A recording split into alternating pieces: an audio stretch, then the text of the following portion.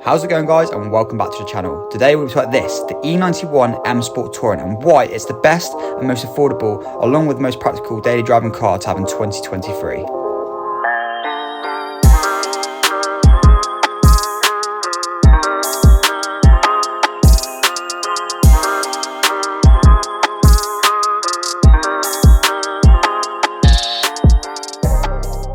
So yeah guys, you join me on this typically overcast, maybe rainy day, but it's the perfect time and perfect scenery to bring the E91 Touring down. So this is my brand new daily. As you know, I've got an E92 M3, and you're probably thinking, Luke, you absolutely love an E9 series, E9 shape, whatever you want to call it. Obviously, I've been through the ranks of E91s, E90s, E92s, etc., and now we're obviously back into another E91 Touring. Now, one thing I want to start off by saying is that obviously this is a 320D M Sport Plus edition. Now, with the 320Ds, the 318Ds, these are the 2-litre diesels, so they have the N for November 47 engine in it. Now, these are the ones that unfortunately do suffer with time and chain issues. This is an N47T, so this is an LCI, so it's got a bit of a newer sort of style they've done with the cam chains and everything, the guides and stuff like that. So it is a bit better, but I would still recommend that anyone that buys a 318D or a 320D with a 2-litre diesel that's got the N47 engine in is to get the time and chain done on that car. So in today's video, what we're going to do is taking the car out for a drive and me explain to you guys why I think personally, I think a lot of people do as well, that this car, the E91, the E90s, the E92s for specific reasons, but obviously an E91 for me is a more practical daily driving car to have that's affordable within 2023. Now guys, in all honesty, these are probably one of my favourite type of models of cars. They start, I think it's around 2006, 2007, and they got up to 2013. Now, like I said, they start from an E90 all the way up to an E93. Now, an E90 is your saloon, your 5-door. An E91 is your touring. An E92 is a coupe, and an E93 is your convertible in these series, these models. So if you didn't know that, handy little tip to have and take on board. Now, before we do go out for a drive, I do want to show you one common problem that this car has. Now, it's a common problem on pretty much all of the E91 Tourings. I can vouch, well, I'll have a lot of people that can probably vouch in the comments and say the exact same thing. Now, I've not seen it in this specific style, but I know it happens in different types of styles, and I've seen it go wrong in other cars. And luckily, it's a very cheap and easy fix. So I'll quickly show you that. So we've got the key here. What we're going to do is pretty much put it in, start the car up. And what I'll do is I'll show you what happens outside, because it is exterior that happens on this. So we'll start it up. You might hear that the boot actually pops open. Now, obviously the car's running, and you can see just from me starting the car, this boot latch is now open. So it can open all the way. I believe there should be some sort of cover here, so I think someone's tampered with that before, played around with it possibly. I can easily get a new cover from that. But the problem that lies is, if I shut it, is this little small plastic part right here that you can see now. Now I'll probably put on screen the part that actually goes for it. Super easy, super easy to install and super nice to do, and cheap, so it's cost effective as well. But basically, when you are doing this, and we will do it in a future video, I will do a video on it, just make sure you're really careful with taking everything apart, and obviously with the glass and everything around, because you can shatter something if you don't put it in correctly. But it is a nice, cheap, easy fix. And apart from that, you know, there's not really anything else, well, there isn't anything else wrong with this car. It's in crazy good condition. I know it doesn't look at the minute because it's completely hanging. And so guys, with that being said, enough of me yapping on about everything. It's time to get in the car, get the GoPro on, and so you can get a first person view of me, what I'm seeing as I'm driving, and we can go review the spec and talk a bit more about why it's so good at what it does and why it's so practical for me on a daily basis, and why it probably would be for you guys as well. So let's hop in and let's get driving. Right, so we're all set up, ready to go. Obviously it's an automatic, so for me it's just a great daily, like anything, like one of those things with automatic, guys, is that once you go to an auto, you never really want to go back for that, especially for like a daily driving car. Like autos, it's really weird as well, because automatic cars, like in the past, never seemed to be a big thing. Everyone always wanted to, you know, have a manual. They always want to have that real raw feeling, and I think now we've become into a day and age where well, obviously we're all getting a bit lazy. So basically just pulling out, and it's such an easy car to drive, guys. And like the reason being I choose an E91 Touring, and why you've probably seen on my Instagram page and, you know, all of my other social media platforms that I go for like the E9 series shape now, is because basically they're so affordable. The affordability for one of these cars is, anyway, I mean, it does range, because obviously they do a pre-LCI and an LCI, so it does matter on the fact of that. Like an LCI, don't get me wrong, are a lot more expensive than a pre-LCI, and there's a few noticeable differences, i.e. with like the bumpers, the lights. Let me just pull out of here a minute so I don't get caught up, because this road can be a bit of a tricky picky one. So yeah, with the pre-LCI and the LCIs, an LCI you'll always be able to tell. So down here you've got the silver bit that's on the cup holders. Now another thing we need to talk about in a minute is the cup holders on this thing, because that's a common problem that I actually forgot to mention, so I'll mention that in just a minute, and that's a common problem on these. So the silver line on the cup holders, that will tell you that it's an LCI. If it's just a plain black, then it's a pre-LCI. Obviously the lights are different, so the rear lights, the front lights are slightly different, the bumpers are different as well. Apart from that, the iDrive, if you've got Pro Nav, is different. It'll have like a bit more of a dated one, the screen will look different, the dash might have a bit different on the dials. Now an LCI is just a bit more of a nice cozier place to be, in my personal opinion. It's just, obviously you've got the upgraded iDrive, so you can actually play Bluetooth off there as well, instead of just off your aux lead. So with the music, you can use your phone connected up via Bluetooth connectivity, so that's great as well. Obviously you can get these in an SE model. I personally just always loved and prefer the M Sport models, just because they look 10 times better. Now don't get me wrong, if you can get an SE, that's a 325D, 330D within your budget, it all depends. Now I've seen 320D E91 Tourers from pre-LCI to LCI range anywhere from like 2 grand all the way up to like around 8 grand really. Then if you want to go into the 330s and the 335Ds, an LCI probably on a 330 or 335D, you're now looking at around probably anywhere from like 6-7 grand up to about 12. And the prices are going pretty mad for the Tourings, especially the 335D Tourings, because for some mental reason they're just like stupidly priced now, especially ones that are under 100k miles.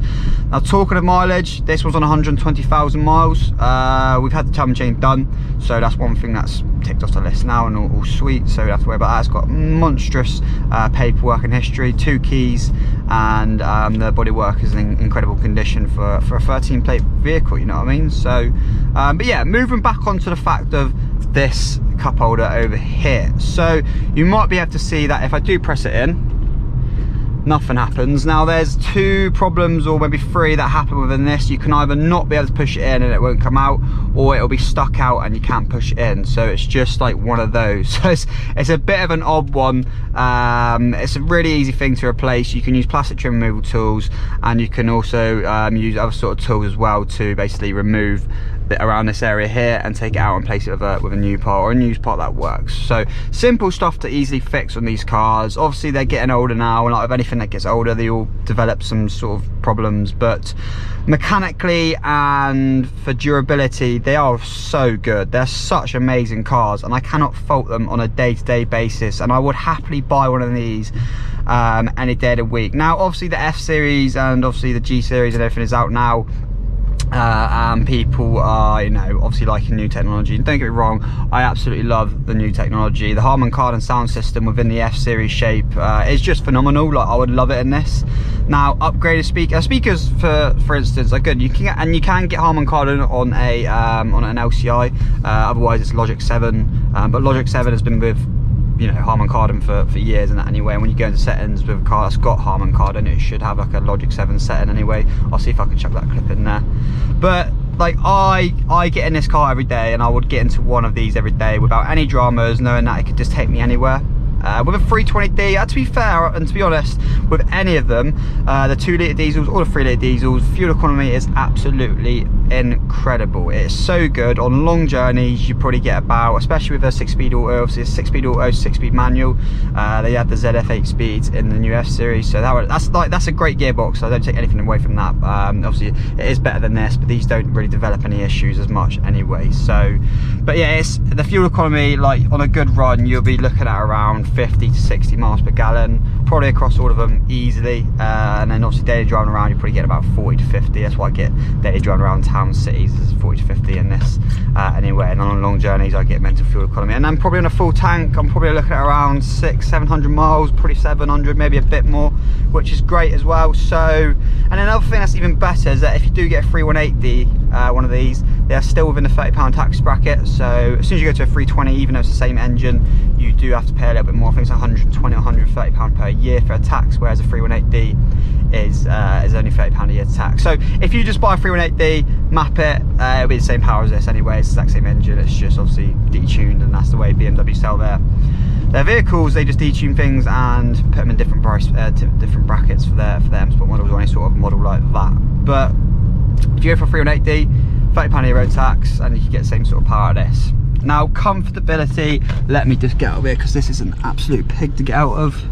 Yeah, so comfortability, these are so comfy, and obviously this has been an M Sport Plus edition as well. It has got the blue stitching on the seats. For some reason, it's not annoying, and I'm not bothered by it in the slightest at all because I've got great other spec. It's not got heated seats, so I would love to obviously have heated seats, but I don't have heated seats. But apart from that, it is just, it's incredible. Like, I love this every day. Auto lights, pro nav, dual climate control. We've got aircon that's ice cold, electric seats, so they're electric seats as well. Got rear parking sensors, and there's literally not more you can want for a daily car that's going to get you around to A to B. Now, common problems, like I said, we need to address, we have addressed really, is the timing chains on the 2-litre diesels. Everyone knows that pretty much, to be honest. It's self-explanatory, that's just a common thing. But just make sure you keep up on regular maintenance. Now, people say that, oh, the timing chains won't go even if you regularly maintain them, and you got to remember the timing chain and all everything around it is moving mechanical parts, and it will wear just the exact same over time. You might prevent it a little bit better with, you know, more regular oil changes, but it is a must, and I say a must, to get the timing chain done on one of these 2-litre diesels. Or if you're buying one, make sure that you check for any previous work of it having a timing chain, etc. Now, I'm not sure if that's a common problem on these as much, but I noticed now on the E9 shape over the last couple of years is that on the rear subframes I've seen some crack. Luckily this one's completely fine. There's showing no signs of like major rust or anything around the rear subframe that's going to cause it to crack. And just make sure everything's as it should be. It's self-explanatory when you go to buy a car anyway. Just make sure you look out for the major bits, because these don't really rust or rot out like, you know, E36s or E30s or E46s. I mean, yet anyway, I haven't really seen any rot like that in the arches or anything. So, but yeah, it's an amazing car to drive, and I couldn't change it. And for price wise, how reliable they are and how still up to date they are, in my opinion, they are probably one of the best and most affordable Tourings, Tourings to buy within 2023, and you can't knock it. Like 100%, you can't knock it. There's so much about them, and it's literally like I'm lost for words most of the time. I really am lost for words. I'm probably gonna baffle on for ages, but all I've got to say is I love these. I love any of the E9 series shape. They're so practical. They're pretty much bulletproof, and they're comfortable, and they're just an all-round perfect package that I would never want to get rid of. So that being said, guys, I will probably just head back. I'm just going to have to go pick up my glasses now because I'm going to be wearing glasses soon. So I'm going to head back and we'll round off the video. But if there's anything you want to ask about this car or anything, just drop it down in the comments below during this video or after it, and I'll see if I can reply and help you guys. Because obviously I've got quite a good knowledgeable mind on how these work and how these operate, and you know, anything that needs doing to them now, because I've pretty much had them for the last couple of years. So yeah, catch you guys in a minute.